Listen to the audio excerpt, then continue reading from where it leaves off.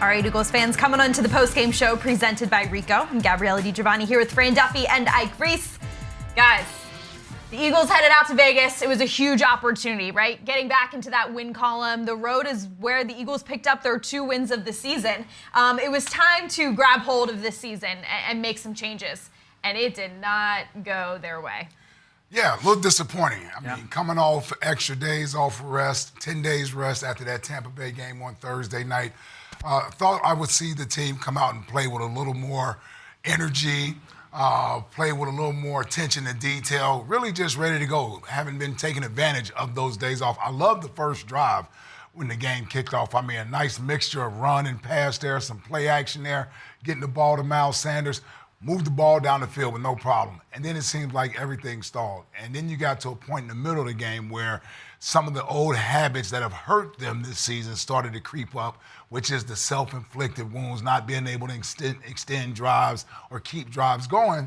And, you know, when you're on the road, you don't have a large margin of error. You don't necessarily have to be perfect, but you got to be close to perfect when you're on the road, particularly playing a team like the Las Vegas Raiders, sitting at 4-2, now 5-2. And there are a lot of ways to look at it, but at the end of the day, this was a sloppy game. Whether it was the mistakes on offense, mistakes on defense, this team just could not recover from some of those mistakes. Not enough plays on offense, too many plays on defense. We'll get into some of the reasons why, but just not a good effort coming off what was essentially a mini bye week after last Thursday night. I think what's frustrating sometimes watching this team try to execute is that they are capable of putting together a drive like we saw in their opening drive. I mean, you saw the balance that Eagles fans have been wanting to see out of this offense. You saw Jalen Hurts under center, which was great. Miles Sanders got going. You found Dallas Goddard, which we were hoping to see a big game from him.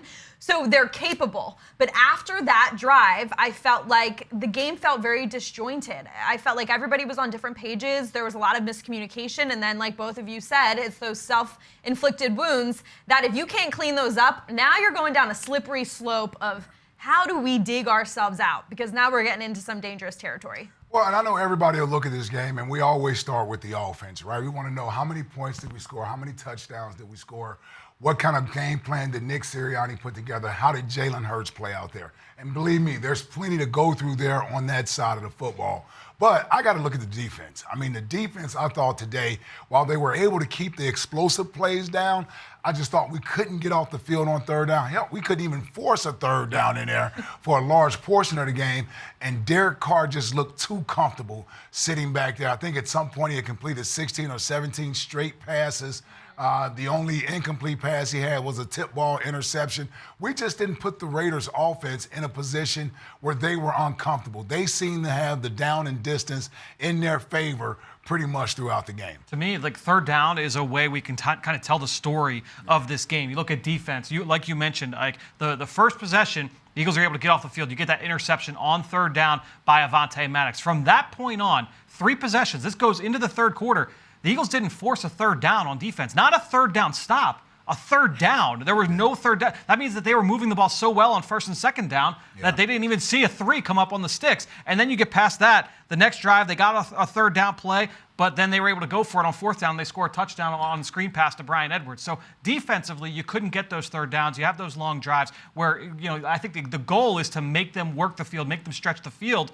But it's not hard for the offense at that point. And then you go to the other side, and just looking at the first 3 quarters offensively on third down, it starts with a scramble drill that Jalen Hurts was able to convert on a run play. You had an incompletion on a screen pass knocked down at the line of scrimmage. You had a third down run on third and long. You had a sack, an incompletion that resulted in that Kelsey penalty, another scramble for an incompletion, and then a fumbled snap on the goal line.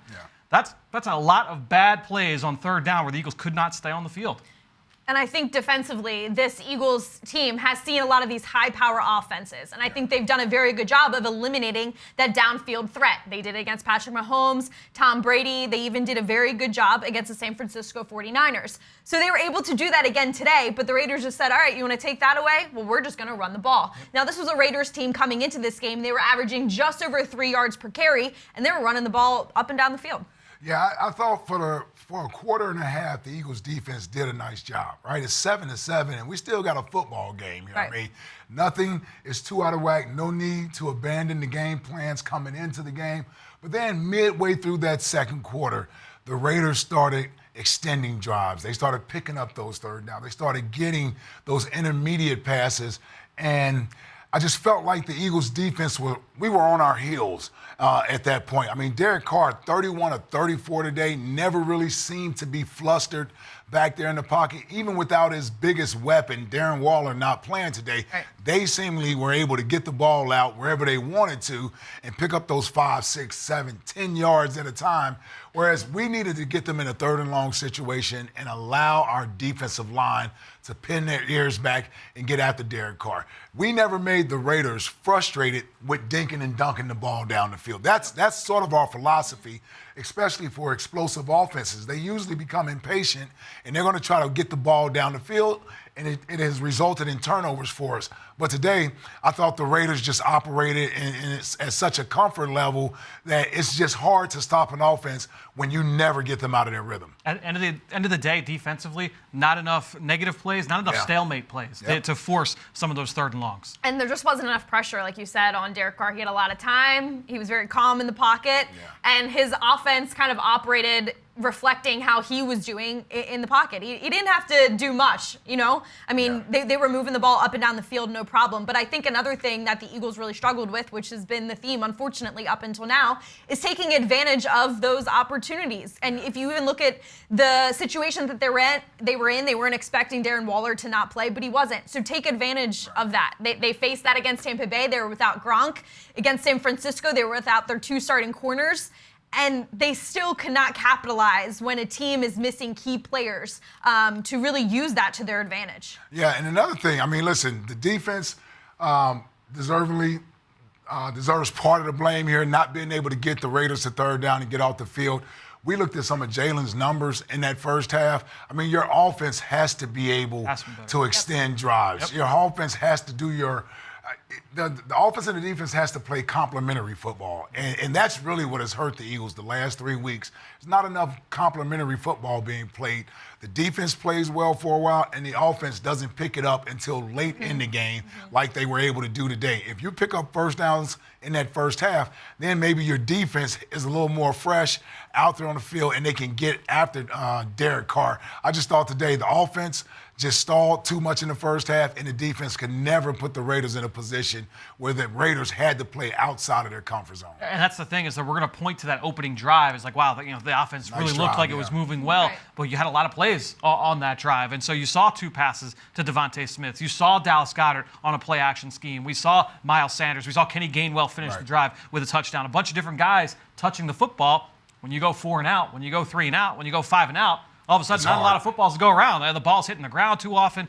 Just not able to sustain offensive success. So I have a question, and I don't know if this is going to be tough to answer right now, just watching the game once. But Sirianni talked a lot this week about adjusting more quickly, right? Seeing what the defense is giving and adjusting. But when you can come out and assemble a drive like they did to start, there's nothing to adjust yet. Now, obviously, the defenses can catch on to what you're doing and seeing what you're doing successfully. So the defense might start to adjust. But it felt like after that opening drive, the play calling after that didn't quite make sense. I don't know if that's accurate to say.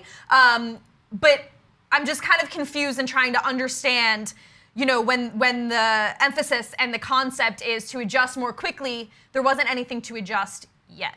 Yeah. I mean, listen, when you're in game, I'm sure that's why these coaches get paid the type of money they do. It's not easy to adjust on the fly, but it's what's expected. But then when you do adjust, you also have to execute, right? So the players have to go out there and execute what's being called at that time. It'll be interesting to hear Coach speak about it after the game, about those adjustments and things that he saw that the Raiders were doing defensively and what he tried to do to attack that or counter what they were doing.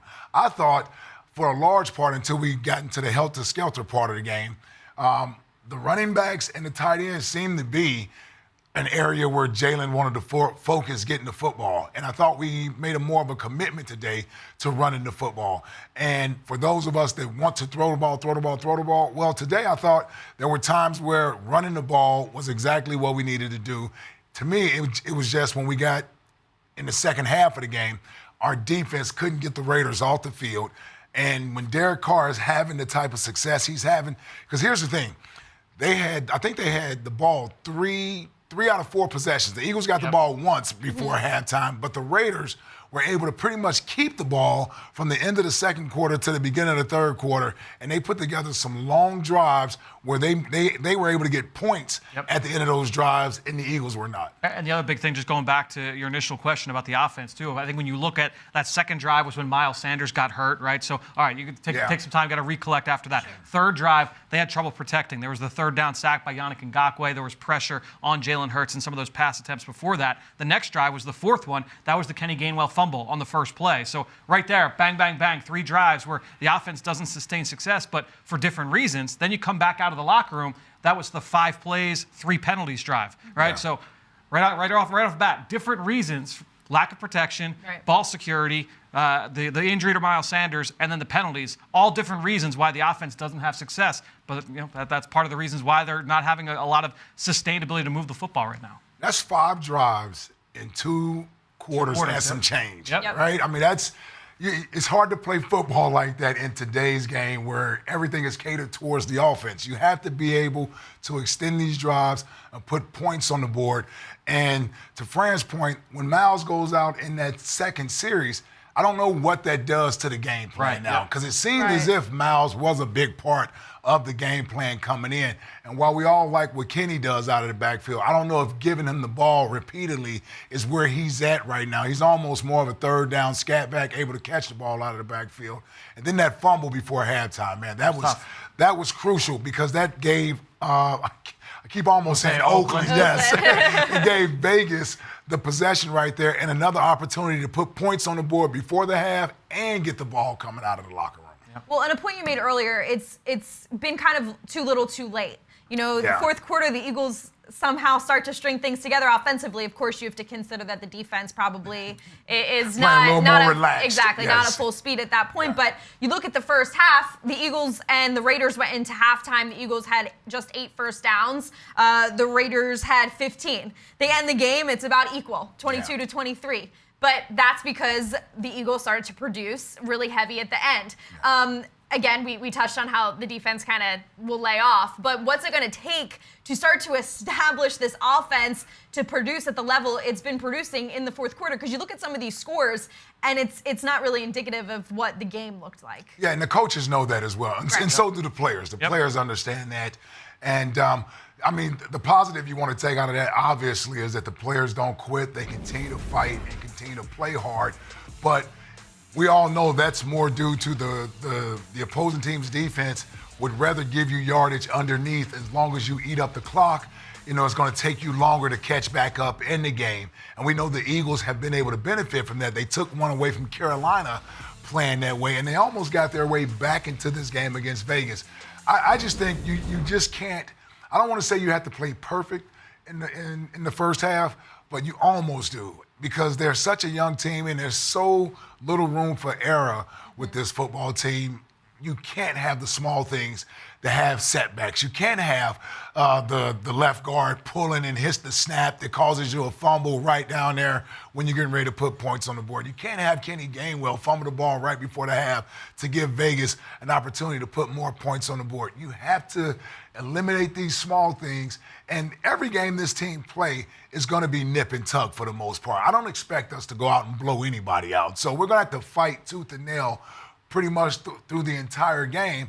The Eagles have to give themselves a chance in the second half to win these football games. It is tough sledding, climbing that hill down double digits week in and week out. It zaps the morale from the team every time they look up at their scoreboard, and it's like, oh my God, we're down by 14 points again.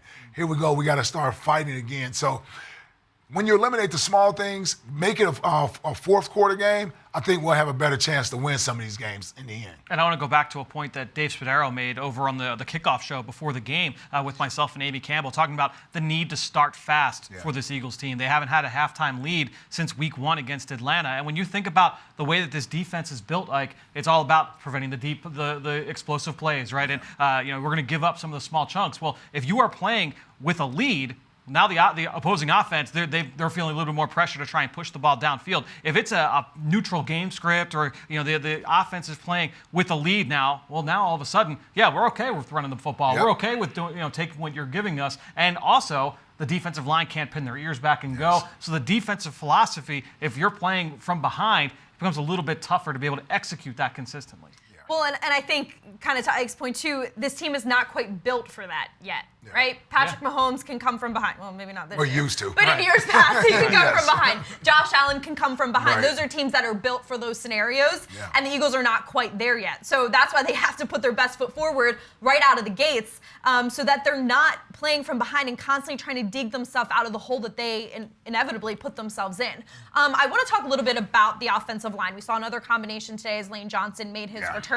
So Jordan Mailata now moved back to the left side at left tackle. Now, kind of the pro to Jordan Mailata not having really much experience playing football is that you thought, his versatility would then allow him to play both sides. A lot of times you get guys out of college and they've played right tackle for 4 years to switch them to the left side. You could have some growing pains. He struggled a little bit more today, but there was also a lot of pressure. And I think the Raiders did a really good job in attacking that offensive line, making it really difficult for the young guys across that line. Yeah, I want to continue to give Jordan Mailata credit for being able to fight through that MCL sprain. Yeah. I've had that in the past, and depending on your pain tolerance, you may be able to play with it, but it doesn't mean it's not bothering you out there on the field. So for a big man like that, I can imagine that thing stiffens up on him from time to time. And you get a guy like Yannick Ngakoue in front of you. He's a guy that could, you're talking about an all-pro level type of pass rusher. Good experience for Jordan going up against him today. Yannick had some good pass pressure on Jalen out there. But I think, like you said, Ella, moving from right to left, isn't necessarily easy to do, but Jordan, because of the athlete that he is, he has the ability to do it. I just don't think that knee is completely 100% healthy yet. He's gutting it through, he's fighting it through for his teammates to be out there with them, but that thing can stiffen up on you at any point. And I think the other thing to remember too, we kind of point to all the time that this is only Jalen Hurts' his 9th start today, or his 10th start, something like that. It's the same thing for Jordan Mailata, right? This is a guy that has not played a ton of football. He started a handful of games last year in the middle of the season, but then left. He missed a couple games here this season. So the Eagles gave him that contract extension, not just for the player that he is now, but for the player that he's going to become. And so when you're going up against a front four that has Max Crosby and Yannick Ngakoue, you're going to have some bad snaps. That's just the reality when you're a young tackle. Right, and you have to have these games where you're kind of baptized by fire. You're put in the thick of it, and he's only going to grow from the experience that he had today. It's not like the Eagles lost because of Jordan Mailata, of course. We've just seen him play better games. But like you said, he's dealing with a lot too. And when you have guys shifting around, it's just another offensive line combination. It's been the story the past few years here in Philadelphia. It's not an easy thing to do. Yeah, and I'll tell you, having a quarterback that is mobile and moves around as much as Jalen does, sometimes you don't know where he's going to be at in your blocking angles. So it's something that they'll continue to work at and get better at. But the fact that Lane is back in there, I think eventually we'll see that line start to solidify itself once again. Yeah, I think so. And it's, again, going up against a defensive line that, we talked about it on the Eagles game plan this week, right, Ike, is that they blitzed less than anybody in the league, but they were one of the top 5 pressure teams in all of football because of the play of those two defensive ends in particular. There's definitely a lot of pressure, a very dirty uniform for Jalen Hurts today. Yeah. But something we talked about last week on the Postgame Show with Dave that I want to talk about again today, we discussed the idea of identity. And we were hoping as the weeks build, we would start to understand more of the identity of this team. I don't think we got any more answers. I feel like we're in the same position that we were last week. Well, here's what I think their identity is right now. It's a young team that's still trying to grow as a team together. And when you have young players that have yet to really establish themselves as individuals in this team, in this league, it's hard to come together as a collective unit and have that identity. I think back, as I've done quite often this year with this team, back to Andy's first year in '99. And we had to play a lot of football games close to the vest. We had to hope, Jim Johnson used to say to the defense, can't give up 20. Yeah, we got to keep everybody under 20, and our goal was 17. But we knew if we kept them under 20, we would have a chance in the fourth quarter for Donovan to make a play, or for Chad Lewis to make a play, or for Deuce to make a play. And really, it came to fruition for us in 2000. And if you go back and look at a lot of those games that we won, and we won 11 of them that year, well, a lot of them were won in the teens, in 21-17 and 20-13 type of football games, because as an offense, we still didn't have an identity as an offense. I mean, yeah, we knew what our best players could do, but as far as having the identity that the coach wanted them to have, they didn't have it yet. And so when Nick Sirianni is asked about the identity of the offense, and Jalen's asked about that, and the reason why we get the answer that we're still developing that identity is because the identity that's there is not the one that they want. Right. And right now it's the identity of a young team that shows flashes, but also still makes mistakes that cost themselves. And once they're able to clear their hurdle, then they'll be able to establish the identity that Nick Sirianni sort of envisions for the football team. But right now, it's too many times where the youthfulness of the team comes up and bites them in the foot. Yeah, it's what we talked about a little bit earlier, where I went drive by drive, and it's like, all right, well, penalties, inconsistent protection, balls on the ground, fumbles, drops, scramble drill, quarterback position, right? Where it's just a lot of reasons, and when you have a lot of youth, a lot of those reasons are going to pop up. Well, you have to remember, it's a lot of youth and a new head coach. No, sure. Yes. I think people forget that it's not the same players that were playing in 2020. Some of them, of course, but whether that be injury or they're no longer in the building, it's a new coach taking over players that have essentially never played together. I mean, a lot of the guys, the playmakers that you see on offense, whether it be the wide receivers, the quarterback, and some of those offensive linemen, they weren't in the roles that they are now in. And I think that gets forgotten sometimes, that there's a lot of moving parts. Yeah. It's not just the youth of the football team. It's a new head coach coming in and trying to put all of these pieces together. Yeah. And come up with something. I would say coming off the Kansas City game, right? 'Cause we just looking at the offense and how they perform, I thought the Kansas City game may have been Jalen's best of his tenure as an NFL player. And then when you look at the offense, I just love what I saw from a play design standpoint, explosive plays. They ran the ball in that game. But the 3 games since then, it seems like the offense for 3 quarters can't move the football. I mean, I know they moved it late against Carolina. They moved it late against Tampa. And we saw today they moved it late against Las Vegas. But to start the games off, we have to do a better job of coming out sharp. I mean, whether it's the play calls, whether it's the execution of the play calls, but coming out of the tunnel, starting the game. It was great to see we got a touchdown on our opening drive, but we got to be able to extend that. You got to keep that going. And after that opening drive touchdown, it just seems like we fell off as an offense. Yeah, just looking at that opening drive, and it started with the incompletion of Devontae Smith, but you had Miles Sanders run +8, Miles Sanders run +5, Goddard on the play action +24, Sanders again for 9, Sanders for 7, Sanders for 1, and then you had the Gainwell touchdown. So mixing in a lot of different concepts, a lot of different guys carrying the football, touching the ball, different ways to get guys the football, and they were able to move the ball and eventually reach the end zone. And from a viewer's perspective, you watch the game like we've watched most games this season, and it's winnable, right? It was winnable. Just like the Tampa Bay game was, Kansas City, San Francisco, they're all winnable football games. Yeah. You know, the Dallas game is an outlier in the situation, but I don't think today was any different than what we've seen in weeks past where it could have been won. Yeah, and those are the frustrating losses, right? Those are the ones when you're riding home on that plane, you're like, my goodness, we came out and did what we wanted to do early. Well, why can't we keep that going? Right. And again, it's something you got to keep going back to, practicing the small details, watching the film. When you have a belief and a formula that you believe works for success, the important thing is sticking to that formula. I go back to Andy again early in his coaching tenure, when a lot of decisions that he made early in his coaching tenure, people would question on the outside. But all of us on the inside, he would always reassure us, we're this close. Keep doing it. I'm telling you, and when we break through, it's going to be a beautiful thing. And so you just got to go back to the drawing board, keep working. Don't switch up a bunch of things. We don't need to start pointing fingers and, everybody feeling as if they need to try to win on themselves. We're going to head over to Vegas. We're going to hear from Coach Sirianni. Yeah, ankle.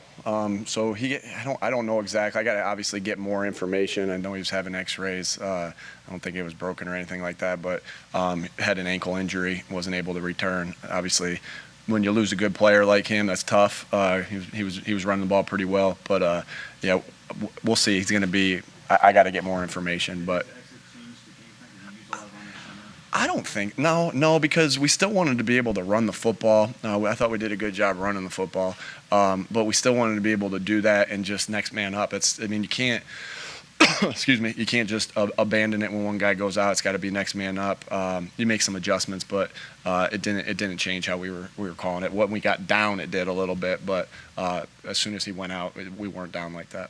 Nick, you had several extra days to prepare for this game. Self-scout. How do you explain this performance? Yeah, anytime you lose like that, everybody's got to look themselves in the mirror, and it just wasn't good enough execution. It wasn't good enough play calling on both sides of the ball. We just weren't good enough, and that starts with me.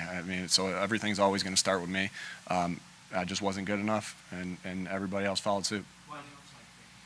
Something that we saw in the scheme that they had. Felt good about it. We didn't feel like we were getting enough stops in the first half on defense. Wanted to be aggressive. I'd do it again. So.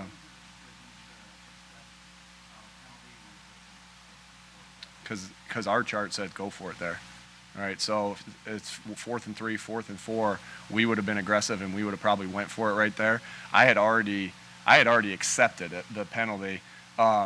And then they went down and they hit a 3rd and 13. We can't give up a 3rd and 13. So again, I can't tell you exactly how a team's going to play it offensively.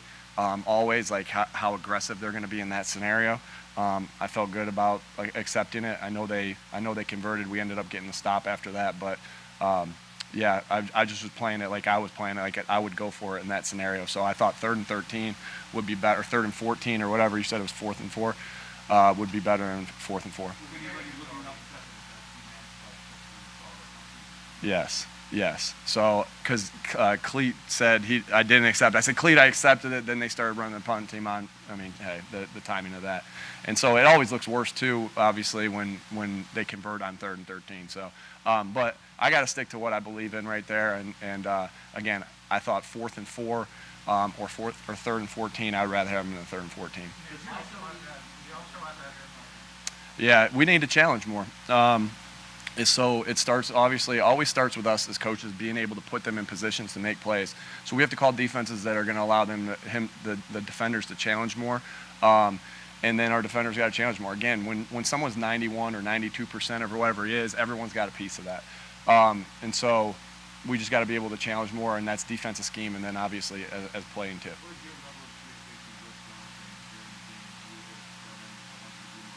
Yeah, of course. Yeah, every product that's on that field is a product of, my name's on it. So I'm able to talk to them throughout the game, say my piece right there. Again, they're the ones that are watching the tape all week. I get to watch a little bit of defensive tape. Obviously, I'm doing all my homework as the offensive coordinator.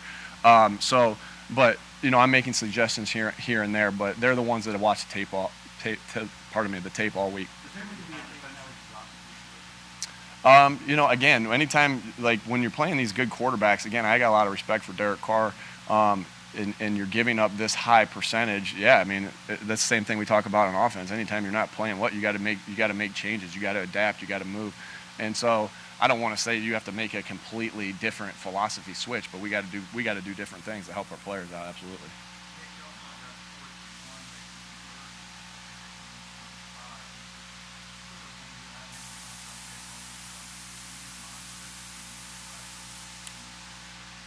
It was like 4th and it was less than a yard. I felt good. Like we've been pretty good on quarterback sneaks, and I felt really good about Jalen. I know we got stopped on the goal line on a quarterback sneak, but I felt pretty good about how strong he is getting it there. And so I didn't feel like I know we were in our own territory. What was it, 31 or 32? 30? I think it was 29. I felt good about it because of how short it was, and I just felt good about the play. Go ahead. I did. The play before. The play before was a sneak.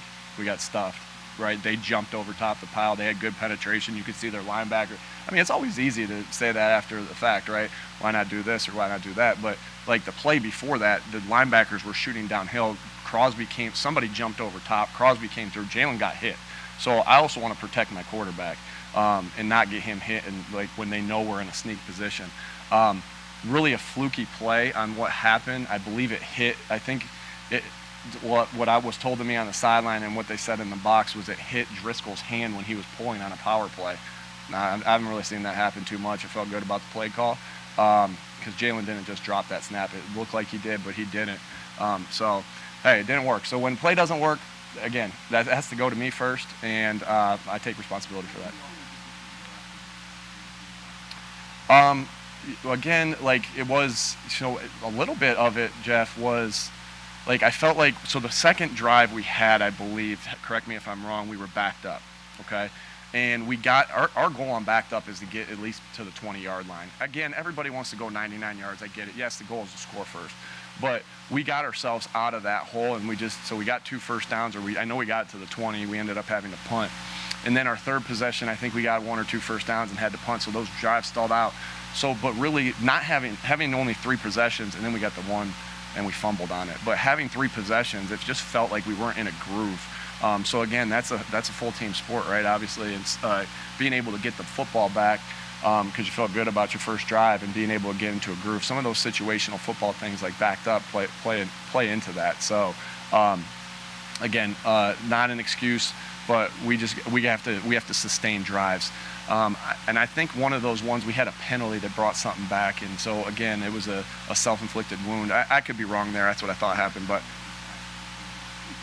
there it goes. Yeah.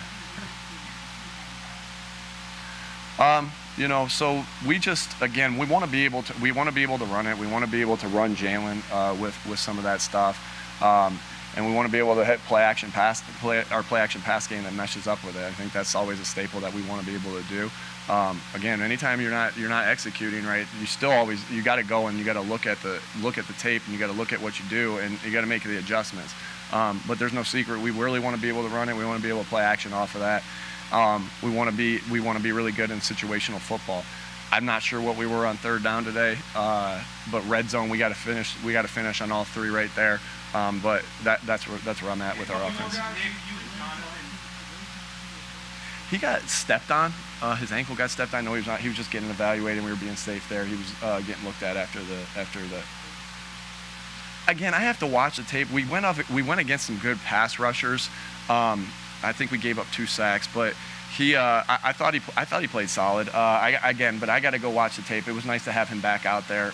You always feel good about your right side when number 65's out there.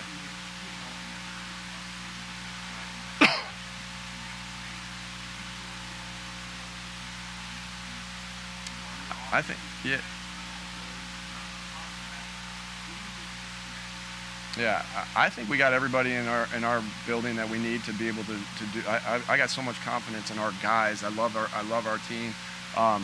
Again, that's what we're going to say after things go wrong. We're going to accept that responsibility. If we want our players to take responsibility for mistakes that they make, we have to start here first. And I'm always going to look in the mirror. Like, we scored 22 points, not good enough on my part. Derek Carr was 91%, not good enough on Jonathan's part.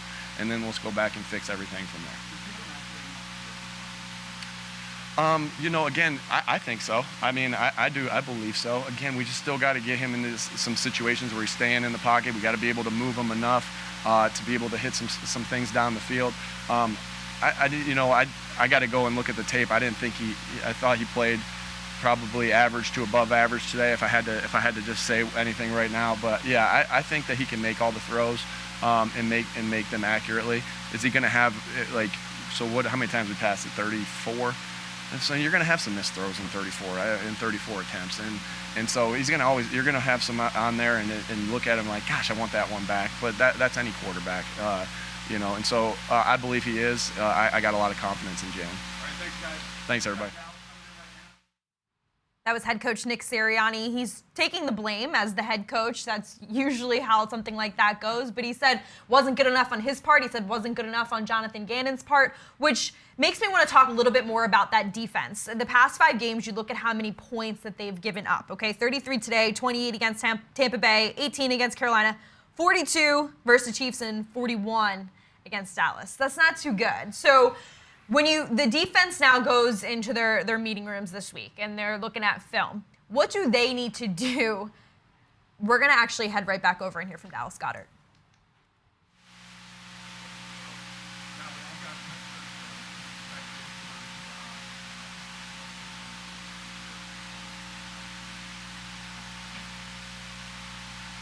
Yeah, the first drive, we executed everything that was called very well. We had the first 15 or whatever, they were just all working. Then later on throughout the game, it was just, we didn't execute as good as we needed to. We had a couple penalties, a turnover here and there, not getting that onside kick. The ball just wasn't bouncing our way today.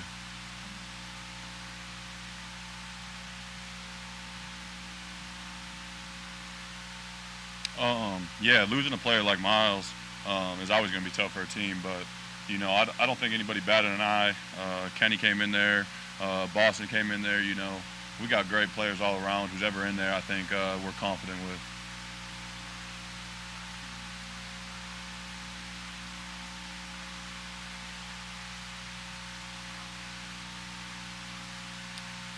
Yeah, I think it's just a little bit, everybody in the locker room, we don't want that to happen again.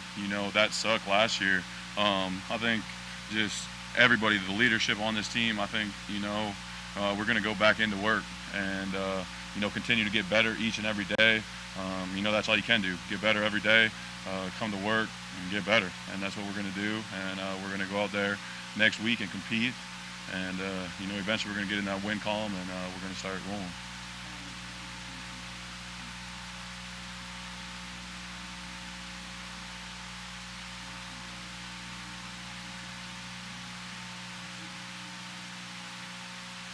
Yeah, the coaches just talked, just the same thing every day. We got to get a little bit better each and every day, and if we keep doing that, it's going to come around and everything's going to be all right. But yeah, like you said, we ran the ball on these guys. We knew what they were going to do defensively, and we started off the game with a great drive. We just got to be able to convert and keep drives going later on throughout the game. We're really close. The only thing that's really missing is just execution. It's just little things set us back. We had a big run that gets called back for a face mask. We false start on a 3rd and 3. It's just little things like that we need to, clean up. We talk about them all the time, and I feel like they're happening less and less.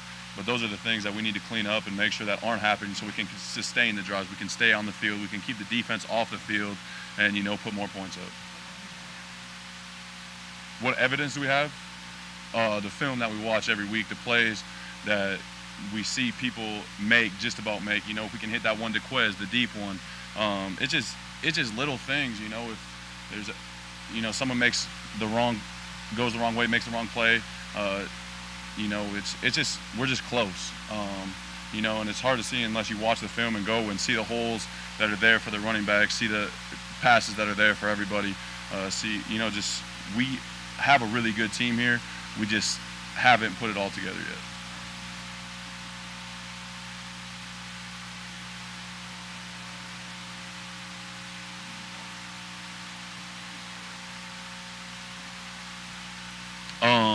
I don't think the Eagles fans are ever going to lose faith.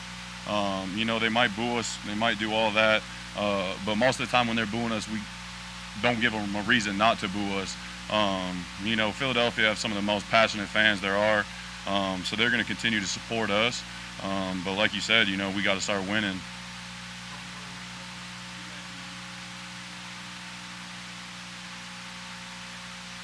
Yeah, we knew the onside kick was happening. I've seen Jake run that play a million times, and every time, that last bounce just doesn't pop up like it did today. And those are just little things where the ball doesn't bounce our way, which makes everything a little bit tougher.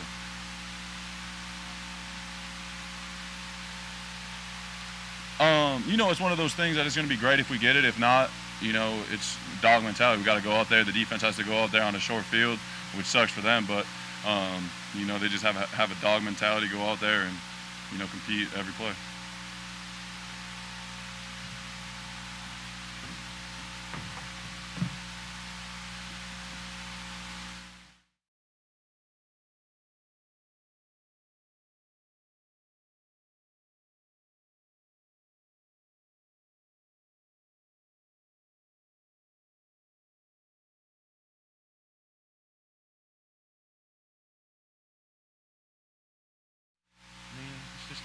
Honestly, it's not what what it's been.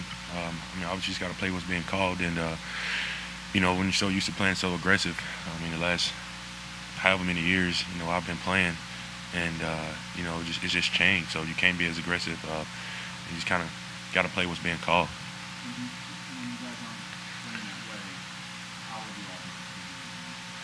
There's just plenty of ways they're taking advantage of. They're number one. We've got so much tape on film. Well, whatever on film, and done for us is just the little things. I think we just got to be more aggressive and up front. I think that starts with me. Sometimes I'm aggressive sometimes when I'm too aggressive. It kind of take me back to my old ways, and it hurt us sometimes and help us sometimes.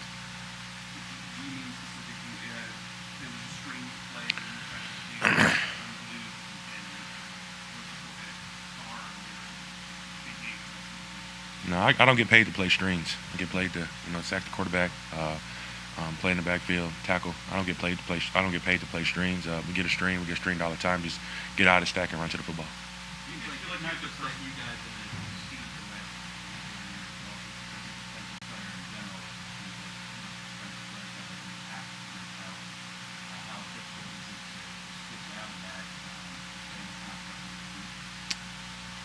Just like I just said, man. It's times where I'm aggressive and it's good for us. Times I'm aggressive and it hurt us. But in the grand scheme of things, you just gotta play what's being called. I'm an aggressive player, and that's how I made my living, playing in the backfield and splitting double teams. And I'm not used to double teams just stand on me 2-3 yards down the field. That's just frustration. And when you get frustrated and you get tired, 600-700 pounds laying on you. You want to do something about it, and obviously as a player, being the player that I am, you can only take so much, and I'm going to do something about it. I'm going to be aggressive.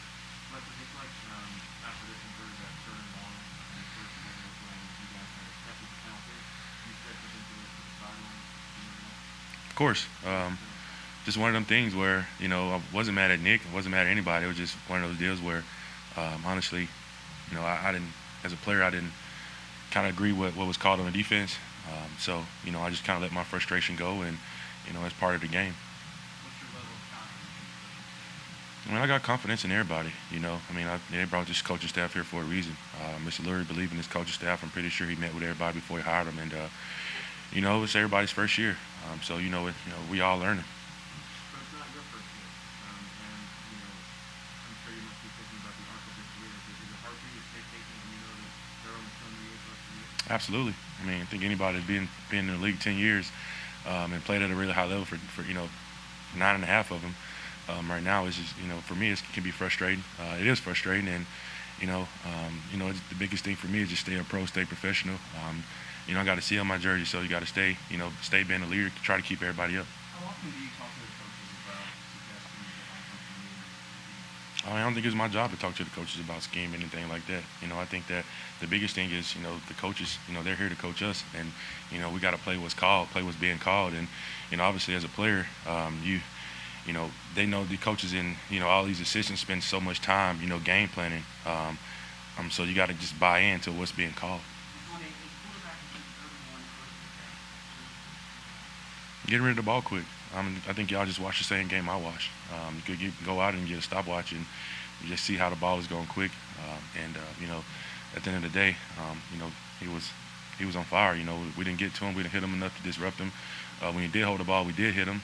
Got him off his spot. And so that's what you want. Were there any adjustments made at that time? Of course, we make some adjustments, but you make adjustments at halftime like every game. I don't think there's any special adjustments. I think us as pros, you got to take the adjustments and run with it. I think that's for the locker room. Do you think it's time for you guys to get some conversations with teammates as the captain? Absolutely. I mean, we have conversations all the time. We have conversations during the week. You know, we know who we are. I think for us, it's just, you know, sticking together, not letting anybody pry us apart in the locker room. You know, I could give a damn what the outsiders think. I know, you know, it's 63, however many guys in that locker room. Who are you? I'm Fletcher Cox. No, I'm saying. Next question. This question, when you guys are watching this film and you are mistakes being pointed out, like coaches and Jonathan on social media with that call, is he accepting accountability when he put you guys in the spot? I think John's job is to call the game. Our job is to guard and execute the play. So we can't use that as an excuse. There's no disconnect. I mean, we're a team. We all in the locker room together. We win together, we lose together. We all battle, and we got to find a way to win. Dallas Goddard, Fletcher Cox. Their messaging was similar in that they're all confident in the guys that they have here, but obvious frustration. And there's going to be a lot of looking in the mirror, whether you're Fletcher Cox or you're a rookie, of course. But Fletcher Cox has the experience on his side. You know, obviously he's won a lot of football games. He won a Super Bowl, but he's also played in seasons where it hasn't always gone so well. And so I feel like this locker room is going to have to depend on guys like him, especially when you lost guys like Brandon Graham and Lane Johnson hasn't been available the past few weeks, or you lose guys like Brandon Brooks, you lose that veteran presence that is able to kind of fill in the gaps when things aren't going well. Yeah. I think Fletcher feels like a lot of fans feel. I mean, I noticed it not only in Fletcher's his voice, you can see his facial expressions there. I mean, watching Dallas Goddard, he didn't necessarily enjoy being up there at the podium. And it started with the head coach, Nick Sirianni. You watch him and you listen to the tone that he uses when answering these questions. There's frustration there. Yep. And it should be. It should be, because these guys put a lot of hours in. They put a lot of work in, a lot of film study in. And the only way you can cash in and get your worth is by getting W's. That's the business that we're in. That's the only thing they know is the end results, right? Early in the season, it's fine to say we're a young team and we're growing and we're close, but these losses start to pile up, and you get to the middle of the season, frustration starts to set in.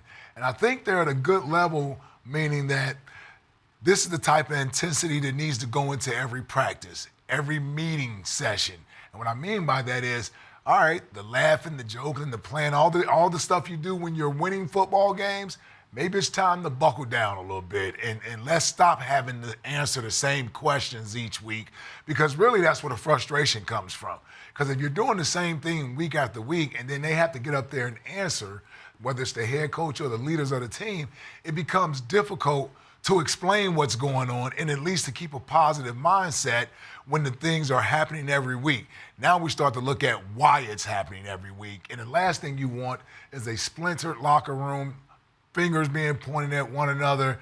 You want them to first hold each other accountable. So I say that to say that intensity there, I wouldn't be surprised if there's a sort of meeting of the minds with the leaders and the players on this team. Even if you just need players meeting only, like that may be something that can help bring these guys together, because right now the leaders of the team are tired of answering the same questions over and over when the results have been the same each week. And I do think it's important to clarify the difference between guys pointing fingers right. and just trying to have constructive yes. conversations. It can come off the same right now in the heat of the moment, just after a disappointing loss. You're on the road. You've got a frustrating flight back, a long flight back. So these guys are going to be frustrated, kind of in the heat of the moment right now. But those conversations that Ike is alluding to, that's what happens Monday, Tuesday, Wednesday, leading into next week's game. We have to remember when we saw Dallas Goddard up there, he's your new tight end. Yes. Yep. You know, Zach Ertz is gone,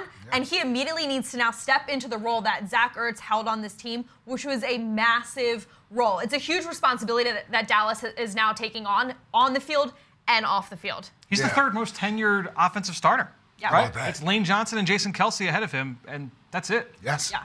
Young offense, and so you're going to need his leadership on that side, and obviously Kelsey and Lane Johnson are going to do their part as being the leaders. I just wanted to touch back on those conversations that can happen within the players, the player meetings. And like Fran was mentioning, it isn't necessarily a call-out session where there's a bunch of screaming and yelling going on. No, it's a coming together and saying, listen, we need to stop saying, my bad, that's on me. Let's get it fixed. Believe me, I've been a part of those meetings, and when Brian Dawkins says that's enough of the my bads, it's enough of the my bads. That means he doesn't want to hear anymore, that's on me. No, it means fix it. Don't keep making the same mistakes. And that may be what this team needs. And there's nothing wrong with that because it's coming from a place of, first of all, you're talking about somebody like Fletcher Cox, who is a pillar with this franchise. I mean, he's one of the all-time greats to ever wear this uniform. So when he speaks, it's going to reverberate throughout the meeting room and throughout the locker room. And he's going to need guys like a Darius Slay to be right there with him. Eric Wilson, it's your first year, but you're an experienced guy. Need you to step in there and also have a voice on that side of the football. It's the type of thing. It's the type of thing that can bring a team together, especially a young team. And this isn't just for this season. These are the type of things that can help you build the type of team unity and camaraderie that you're going to need to have sustained success. That's why we were able to have 5, 6, 7, 8 years of the level of play that we had. It's because those older guys grabbed us younger guys up by our bootstraps and we followed I have to them. cut you off. We're going to hear from Rodney McLeod.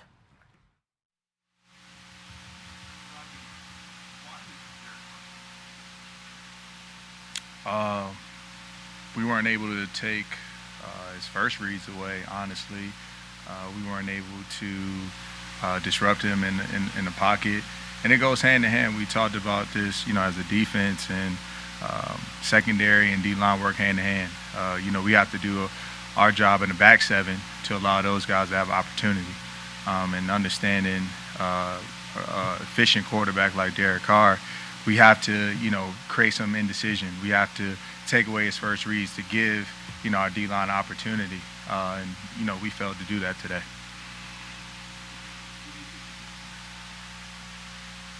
I just think it's just execution. I think the games that we've won this year, we've created negative plays. And so today, we didn't create many. And you go against an offense and a quarterback like Derek Carr, you put yourself in a bad position. And so we have to figure out ways to create more negative plays, get them behind the sticks, get them off track, off rhythm. And, that's on us as players at the end of the day. We got to find a way to do that, find a way to, be aggressive within, the calls and within the scheme.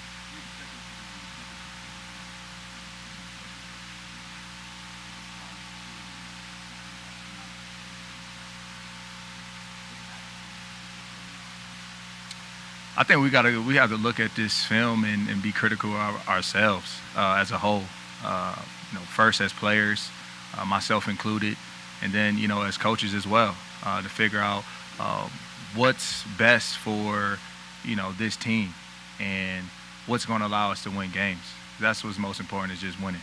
And I don't have the answer right now. I wish I did, right? And so that's where we got to look at this film, man, and we have to find ways to get better. We got to figure it out fast. We can't keep coming, back in here after the game and feeling the way that we have and being satisfied with just, having great effort. It has to translate over into wins. And, I know the guys in that locker room were committed. We all had a conversation, and guys are ready to just come back on Wednesday, ready to work and ready to fight. Ready to get this thing back on track. No, that's just as a team. It's all three phases, man. And so, we always obviously break it down in the locker room, but we understand what's ahead. And, there's a lot of resilience amongst a lot of players in this group. I know we want to win, and so we have to go back and fight. We got to grind. We got to be more detailed and execute at a higher level in order to win. That was myself. Really just, challenging guys and asking guys that, are you committed, to making this run? And if you are, come Wednesday, ready to work. That's it. It's just part of just breaking it down after the team.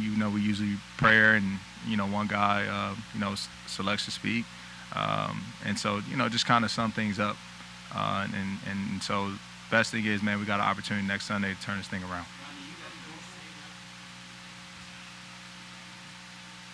No, not at all. Not at all, man. Not at all. I feel like we all are playing at, we're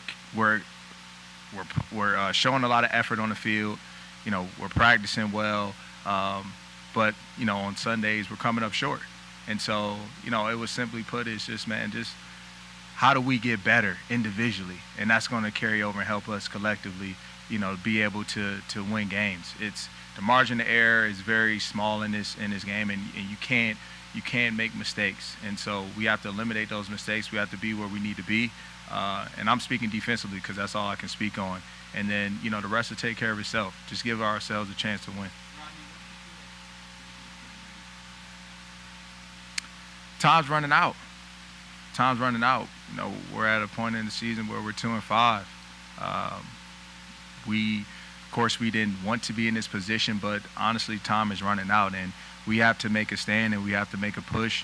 And so I just felt like it was that time. It was just in my heart to say that, and I know at the end of the day, man, we're gonna come back and we're gonna respond the way we should.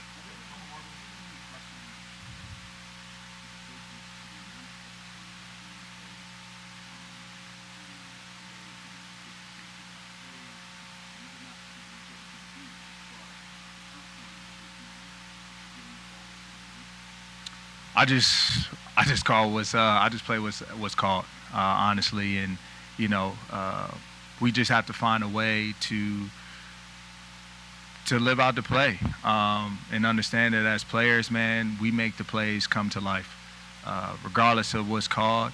There's a lot of situations where you're never in the perfect call, right? There's no such thing as a perfect call, but as players, we just have to bring those plays to life and execute.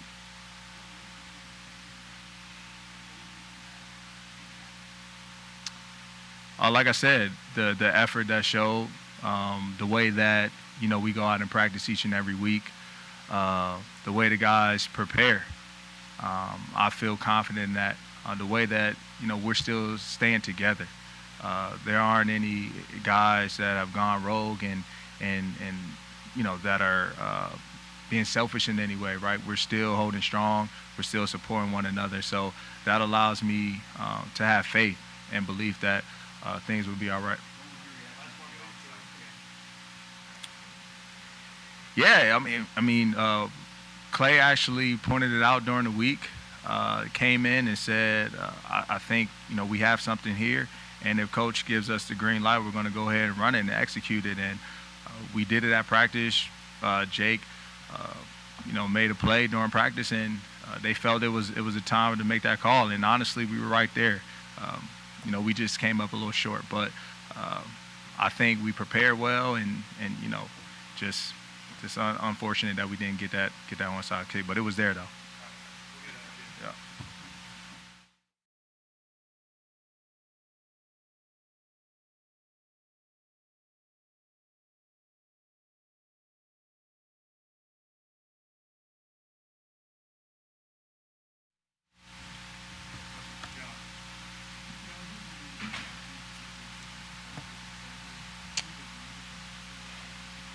I believe in myself to go out there and execute, and that's something that I haven't done a good enough job of doing. Clearly, we've been losing games. Putting ourselves in positions to do things, just kind of messing it off, and that's something we have to be better at. That's something we have to be better at executing. We believe in ourselves. We believe in the coaches. We believe in everything we have going on here in Philadelphia. It's just a matter of putting it together and executing, and that's something that we've yet to do on a consistent basis. And really, consistency, it wins in this league. That's all. That's what we're all striving for.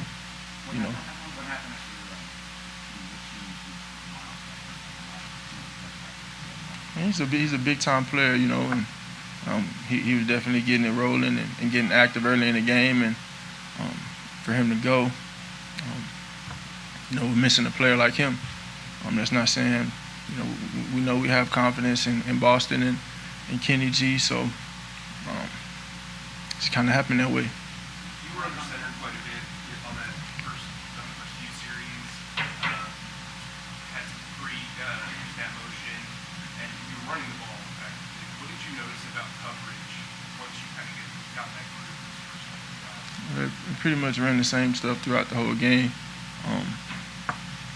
That's what they did. They came out there and they're, a football team that they're good at. They practice at 1,000 kicks. They're a team that's got 1,000 kicks in them, what they do, and they play well. I think offensively, for our execution, our details, it's something that has to be better. It simply has to be better. It's time,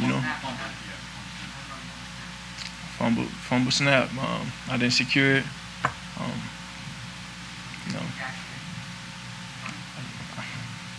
Did it? I guess so. I'm not gonna out him. I'm saying to touch my hands, I didn't catch it. To touch my hands, I didn't catch the ball, regardless of whatever it is. And honestly, you think about all this stuff that may go wrong, all the stuff that may not look right or crisp or whatever it is. I have to be better and make it right.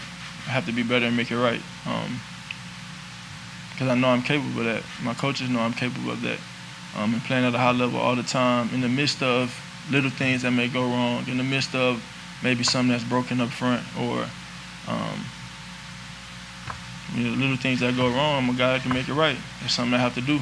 I have to do a better job of that and doing it consistently. And that's what I'm striving for. We're striving for victory. We're striving for winning. We just have to be better. Rodney shared some good message from the locker room that some guys that are committed. Do you feel like this team's at crossroads? I ain't no crossroads. We're gonna stay together, regardless. We're gonna stay together because we believe. I've said it this whole time. I believe in the midst of whatever it is or whatever is going on, we believe. I believe. It's just a matter of putting it all together. I've said it. I'm tired of saying it, but I believe. You got to be patient with it. Continue to work. Keep your faith in it. Keep your faith in your grind. Keep grinding. Head down. Go to work. To turn over. How probably is enough losing if you have dealt with what is that doing for you personally? It's striking a fire in me to fix it. It's only a loss if you don't learn from it. And you got to learn from it. You know what I mean?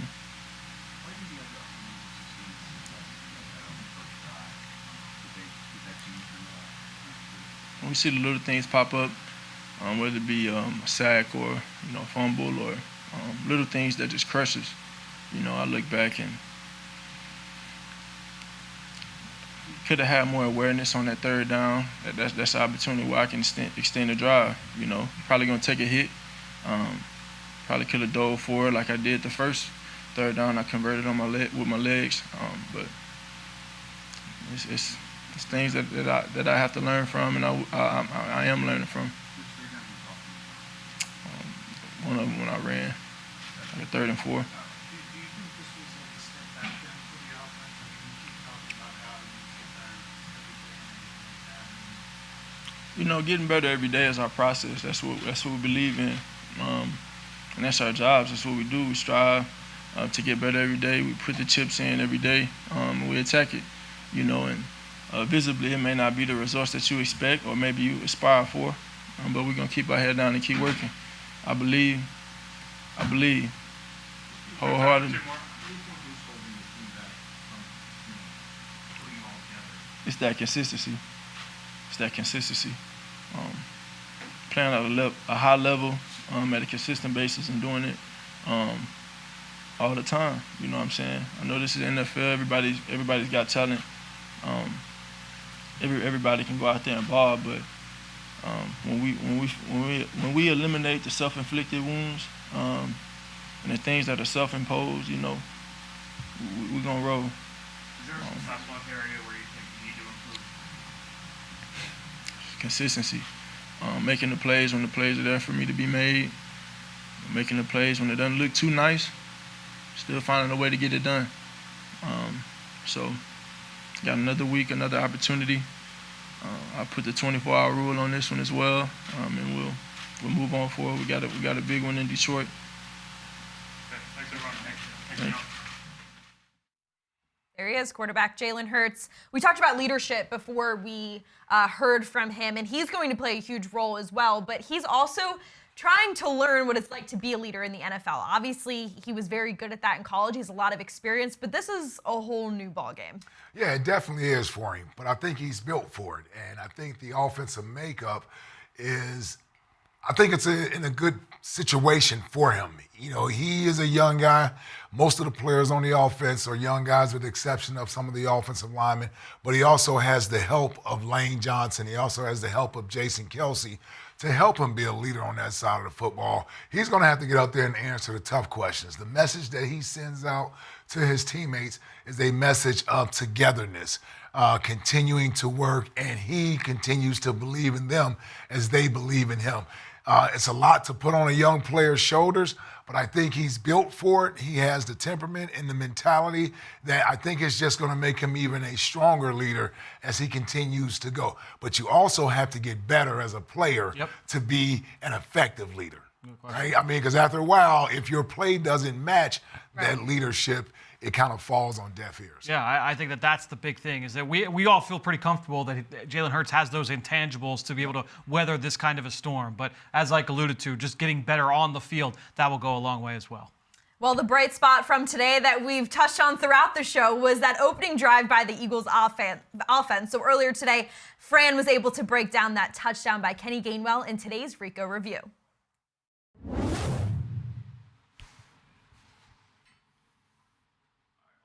Here we go. 3, 2.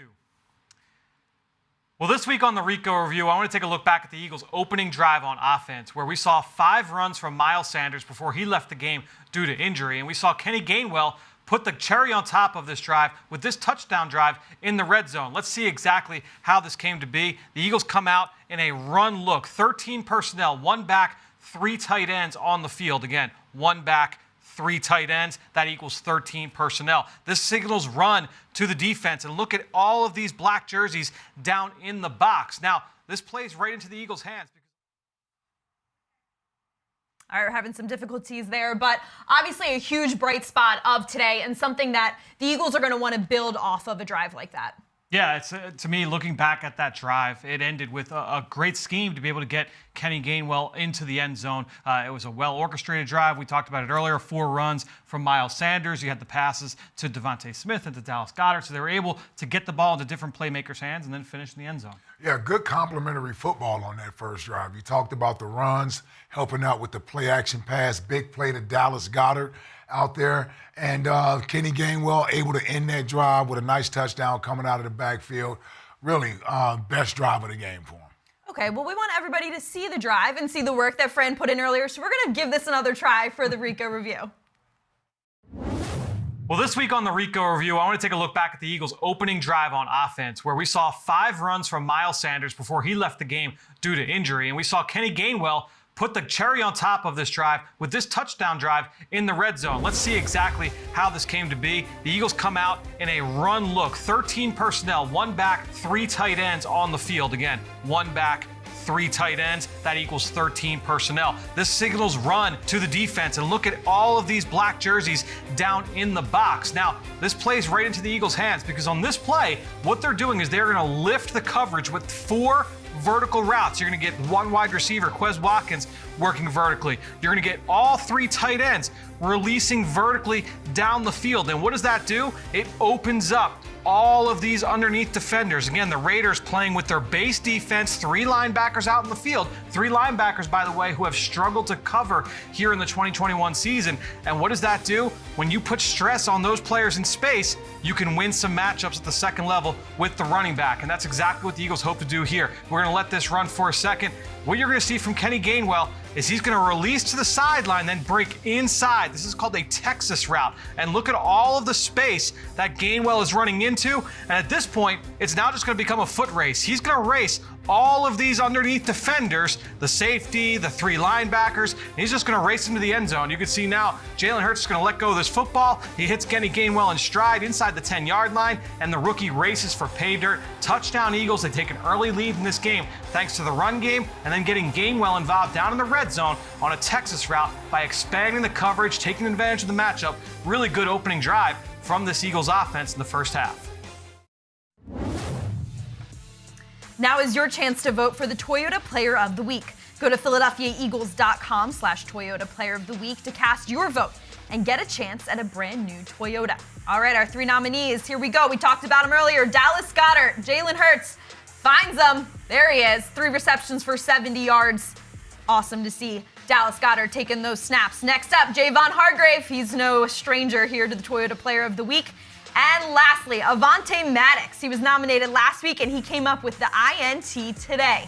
All right, guys, what do you think? Those 3. Oh, 3 very worthy candidates. Javon Hargrave, I think he'll end the year with the most Toyota Player of the Week wins before it's all said and done. So we don't have to give him the one this week. I got to go with Dallas Goddard. I agree. I mean, come on, man. It's National Tight Ends Day. I've only heard that 1,000 times today. So did you hear? I heard about it. It was National Tight Ends Day. So, yeah, I would have to go with Dallas. Although, nice interception from Avonte. Yeah, nice interception from Avonte, and he's kind of stacking games upon games. Yeah. Now the last couple of games, we've seen number 29 a lot. I think you got to go with 88. He had a number of really impressive receptions. He just catches the ball so easily. It was really, really impressive on the move. I'll go with Dallas Goddard as well. All right, well, let's keep this train moving, shall we? Jameson Nightcap looking ahead to next week. The Eagles are on the road again to Detroit. Now, Detroit, they are struggling quite a bit this year. They are 0-7, but hey, they gave the Rams a game for most of this afternoon in LA. Let's not forget Jared Goff is now the quarterback out in Detroit. And the Eagles will face them. Big matchup on Sunday. I think it's a huge opportunity. We talk about opportunities a lot on the show, and this is a big one for the Eagles. Yeah, and I'll say this right now. The Eagles had better take the Detroit Lions serious when they head to the Motor City because Detroit has played well the last few weeks. They've lost some tough, close games, but they are getting better week by week. And just like we view the Lions as a great opportunity and a winnable game for the Eagles on the road, well, guess what Detroit is thinking to themselves? This may be our best opportunity to get a win, get our first win of the season at home. So I say that to say, expect a great effort from the Lions, and therefore you need to prepare this week as if, forget about what their record is, you need to go out and get a W this week. And I will say the big thing, just watching that Lions team over the last few weeks, I know that continued here today against the Rams, a lot of their offense has been dinking and dunking with Jared Goff to those running backs and to tight end TJ Hawkinson. DeAndre Swift, Philly native, going up against his hometown team for the first time in his career. He had a 63-yard touchdown on a catch and run today. He has been busting screens. He leads the NFL in yards after catch at this point in the season. So that is an area that we know the Eagles are going to give up some of those underneath throws. They're going to take them. So the Eagles have to be ready to rally and tackle against the Lions. And let's not forget it's the National Football League. Anything is possible on any given Sunday, and the Eagles have to have that mentality going into this week. You can't look at that record and think this is an easy They're not in that win. position to do so right now. No, you can't. absolutely not. So it's a big one, but we're ready for it. That'll be 1 o'clock next Sunday. We will be here for the kickoff show at 12:15, and then the 3 of us back on the desk post-game immediately following the game. I'm Gabriella DiGiovanni for Fran Duffy and Ike Reese. We'll see you next time.